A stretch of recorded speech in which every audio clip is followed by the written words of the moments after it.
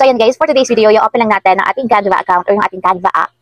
So kung wala pa kayo guys, pwede kayo mag-download sa Google Play Store. Search lang yung Canva and then install.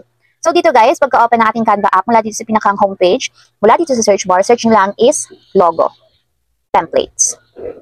So logo templates lang guys yung isa-search nyo dito sa search bar and wait nyo lang siya. So ayan guys, after nyan, pagka-search, ganito yung lalabas. So i-browse lang natin yung mga available templates na pwede nating i-edit. So ito guys yung sample nya. And depende sa inyo kung anong gusto nyong design guys ang gamitin dito sa Canva. So dito na lang guys, pili tayo nandito sa unahan. So pinaka-basic. So ito yung gamitin natin.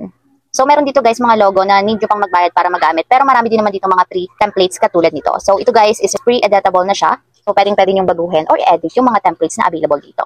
So ayan guys, pagka-open, ganito yung lalabas. So ito guys is lahat pwede nyong i-edit. So halimbawa nitong malaking letter na to, tap nyo lang guys para mapalitan, then edit. So for example is letter S yung ipapalit natin dyan.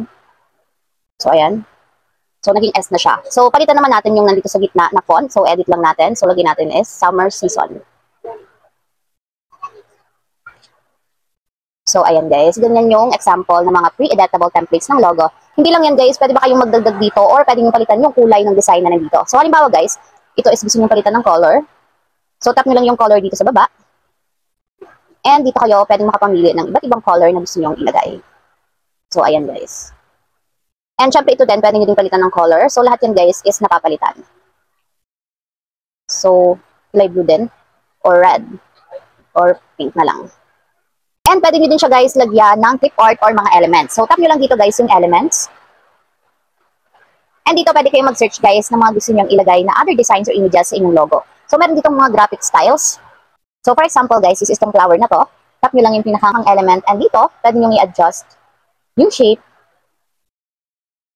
or size ng flower kung saan nyo gustong ilagay. So, halimbawa guys, is ito siya ilalagay. So, ayan guys, dito ko siya pinosisyon. So, na-adjust din guys yung transparency or opacity ng mga elements na ilalagay niyo. So, pili nyo lang dito sa baba yung transparency and pwede nyo palabuin yan guys or palinawin. So, depende sa gusto nyo.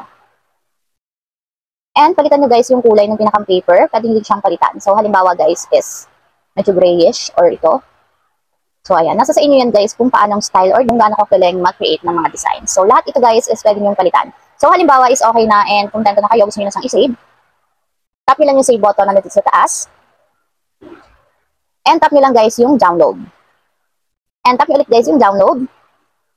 And ayan, nagsisave na siya, guys, sa ating mobile phone. So, nagsisave siya as image. So, dun nyo na lang siya i-check, guys, after ma-download sa inyong mobile gallery. So, ayun lang, guys. Ganun lang kasimple kung paano nga ba gumawa ng logo sa ating Canva.